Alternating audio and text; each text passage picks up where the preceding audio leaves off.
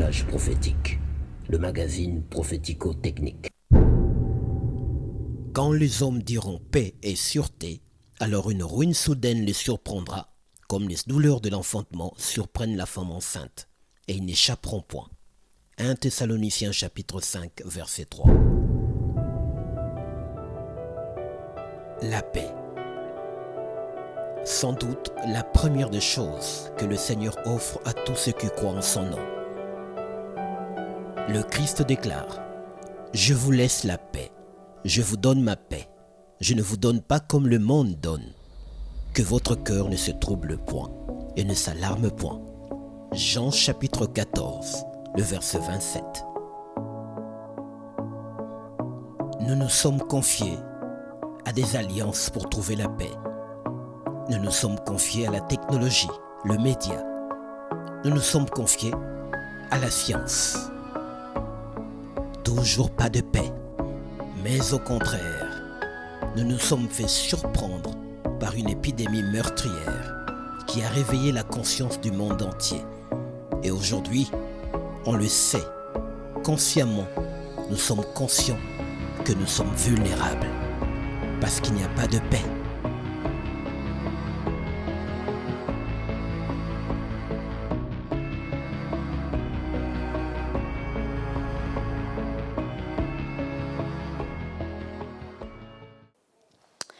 La paix. Ce mot que nous tous nous prononçons, ce petit mot constitué de 4 lettres dont la plupart d'entre nous ne savons pas exactement en quoi ça consiste et qu'est-ce que c'est. Donc ma question aujourd'hui est de savoir qu'est-ce que la paix. Ça c'est une très bonne question. Merci Tina, merci de pouvoir me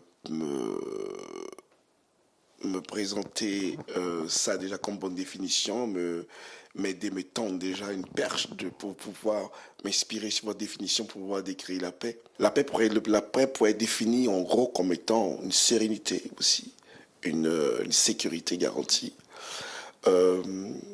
Quelque chose qui pourrait être une atmosphère vivable dans la vie, dans la société, dans la ville.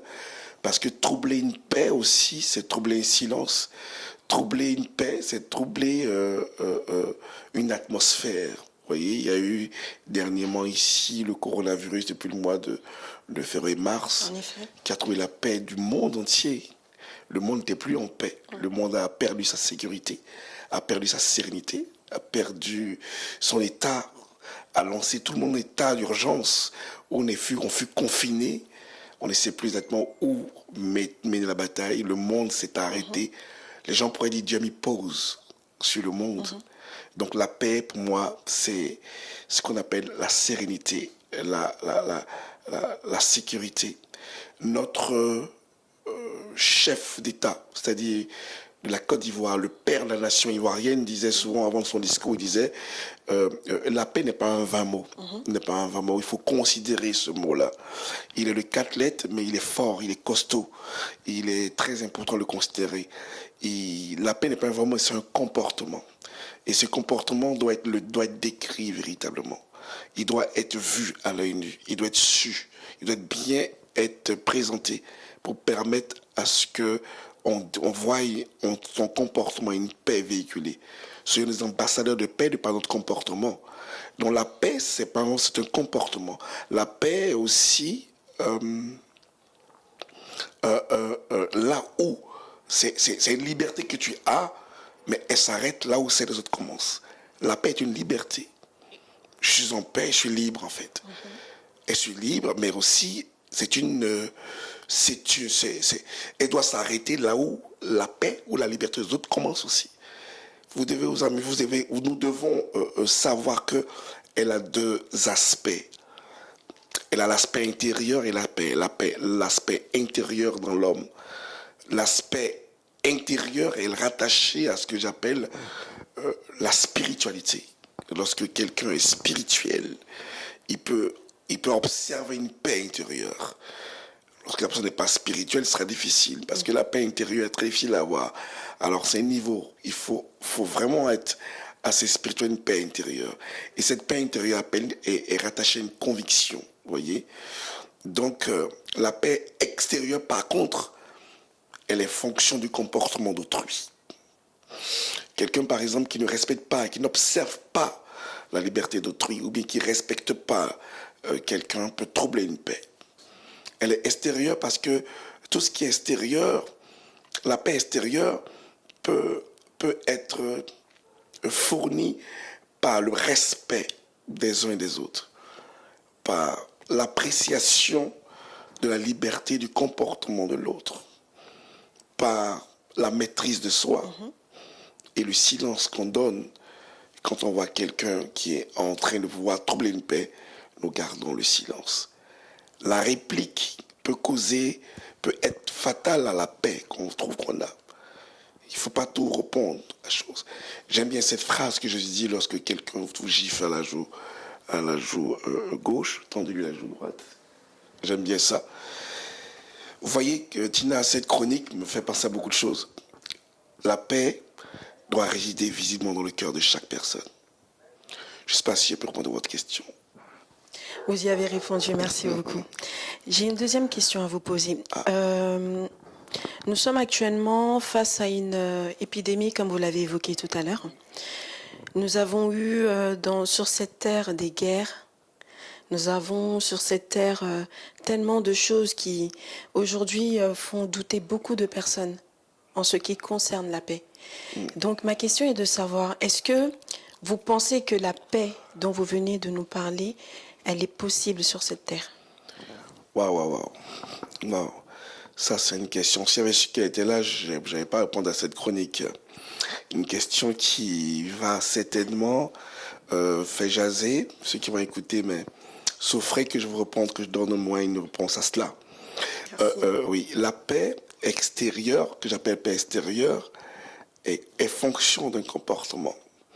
Et nous sommes des sociétés où il y a différents comportements à gérer. Et chacun venait avec un caractère, avec ses vices et ses vertus. Et on ne contrôle pas les vices de chacun. On observe et on apprécie des vertus. Mais les vices sont incontrôlables. Parce qu'elles sont liées à des générations, à des pactes faits, à des pactes qui ont été faits par nos ancêtres. D'autres ont fait des pactes vraiment ignobles. D'autres ont fait des pactes, je vais dire, pernicieux. Et cela réagit sur le comportement des uns des autres.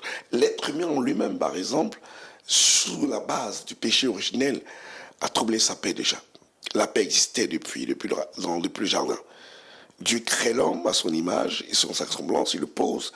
Il existe un jardin d'Éden, mais dans ce jardin, il crée un jardin, il paie dans un jardin à Éden, mais dans un jardin à Éden. Et il met une paix, une sérénité, au point où la paix va jusqu'au-delà des animaux. Il cause avec les animaux, il se côtoie, il n'y a pas de vérocité, il n'y a pas de peur, il n'y a pas de trouble. Ça se communique, ça discute, au point où le premier homme arrive à nommer les animaux. Amen. Et tout ça va et crée une paix. Et ce qui vient troubler la paix, le péché. Il trouve la paix à deux niveaux, intérieur comme extérieur, intérieur comme extérieur. Intérieur au point où, par exemple, ils voient qu'ils créent une séparation entre leur créateur et eux-mêmes, qui rattrape plus tard. Extérieur, pourquoi? Parce qu'il y a une inimitié directe entre la postérité du diable et celle de la femme. Les animaux féroces et tout le monde voient maintenant les hommes en prédateurs. C'est décrit généralement au chapitre 9 du livre de Genèse, où visiblement Dieu voit que les animaux maintenant voient les hommes comme des prédateurs. Une crainte les anime, eux au préalable, qui n'est pas cette crainte. Et ça va au-delà maintenant. Et cette peur, cette paix ne peut pas exister dans ce monde, c'est pas possible. Je vais aller faire court, quoi. Je suis basé sur un peu les révélations que Jean a données dans l'Apocalypse, au chapitre 12, verset 17. Il dit « Malheur à la terre, car le diable est descendu sur la terre. » Comme il dit, avec une colère.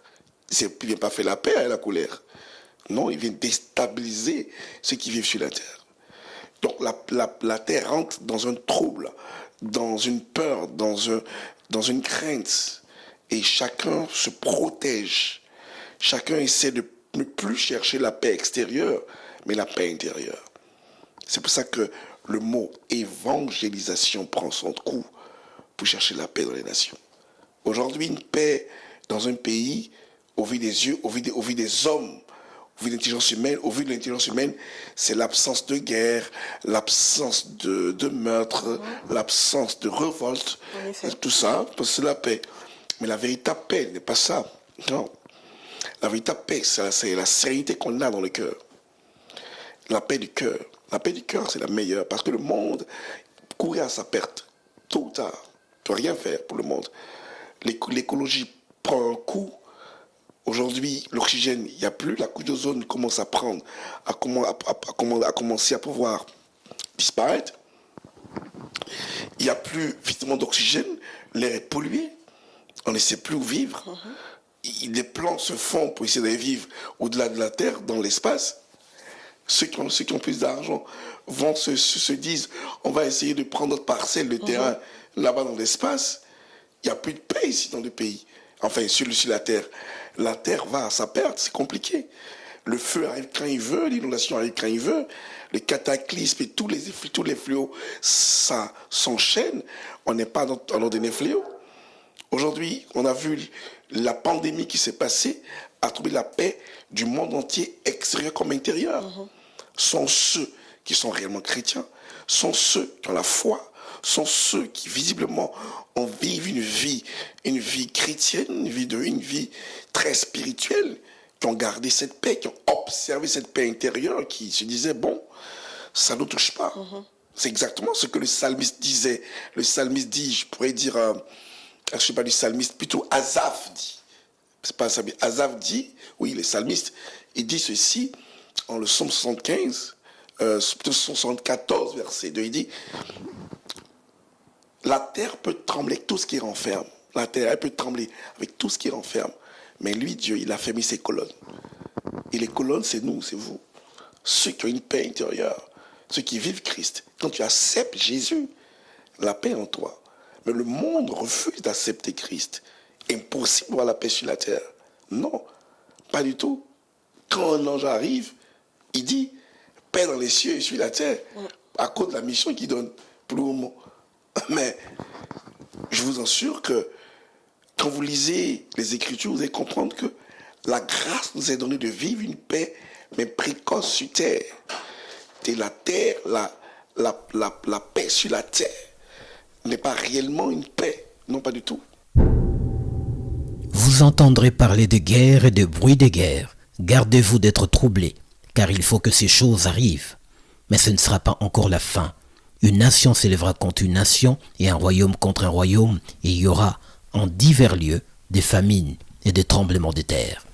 Matthieu chapitre 24, verset 6. Aujourd'hui, la terre entière, le monde sombre dans une fréquence de désolation sans précédent. Des catastrophes naturelles. La Bible prévoit, la Bible annonce des calamités. Les scientifiques prévoient des catastrophes. En une seule fois, on peut voir la synchronisation entre la prophétie biblique et les prédictions des scientifiques. Le terrible fléau coronavirus n'a pas seulement éveillé notre conscience en termes de crise sanitaire, mais également a tiré une sonnette d'alarme chez les scientifiques qui prévoient autre chose, telles que les catastrophes naturelles, les éruptions volcaniques, les tremblements de terre.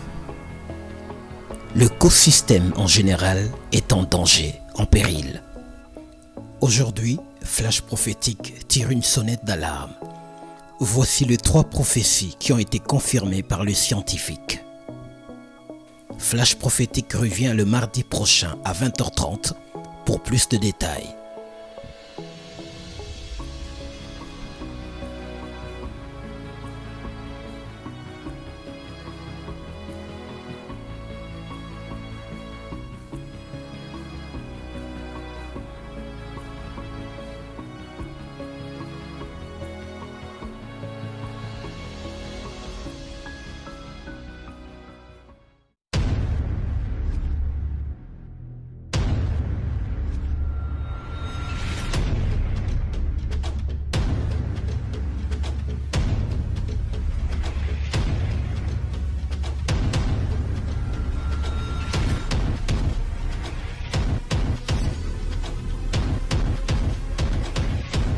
Décalage prophétique, le magazine prophético-technique.